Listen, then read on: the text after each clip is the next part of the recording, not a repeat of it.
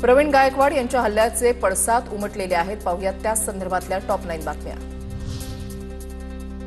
आरोपींवर हवी ती कलमं लावण्यात आलेली नाहीत। अनेक मंत्री आणि गृहमंत्रालयामधून पोलिसांना फोन। मारहाण प्रकरणामध्ये प्रवीण गायकवाडांचा गंभीर आरोप। एफआयआर मध्ये जी कलमं लावायला पाहिजे ती लावली जात नाही।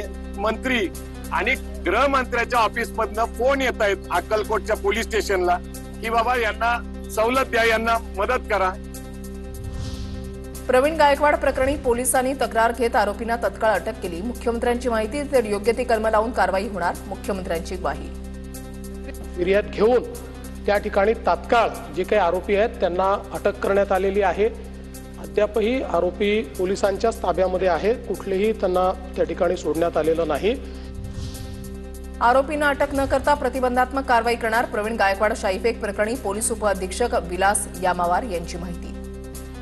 जामीनपात्र असल्यामुळे ताब्यात घेतलेल्या आरोपींना अटक न करता त्यांच्यावर प्रतिबंधात्मक कारवाई करत आहोत। दीपक काटे हा भाजपचा कार्यकर्ता, पण प्रवीण गायकवाडांवरील हल्ल्याशी पक्षाचा संबंध नाही। गायकवाडांवरील हल्ल्याबद्दल बावनकुळेंची प्रतिक्रिया। आमचा वगैरे फार संबंध नसतो। भारतीय जनता पार्टीचा कार्यकर्ता आहे।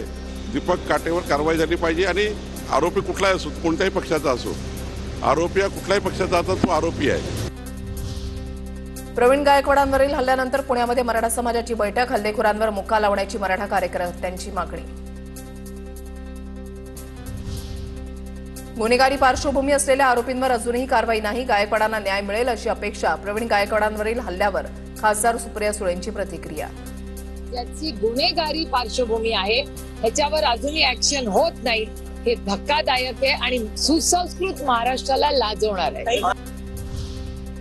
पवार आणि अंधारेंना कावेळी झाली आहे। काही झालं तरी भाजपवर आरोप करतात। पवार आणि अंधारेंनी केलेल्या टीकेवरून परिणय फुकेंचा पलटवार, तर गायकवाडांना काळ फासणाऱ्यावर कारवाई होईल, परिणय फुकेंची माहिती।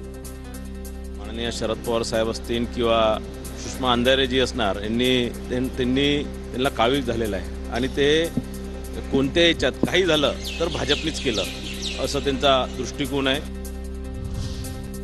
प्रवीण गायकवाडांवरील कालचा हल्ला हा पूर्वनियोजित आणि पुरोगामी विचारांवर झालेला आहे। दीपक काटेची पार्श्वभूमी गुन्हेगारी प्रवृत्तीची आहे। काँग्रेस नेते विजय वडेट्टीवारांचा आरोप।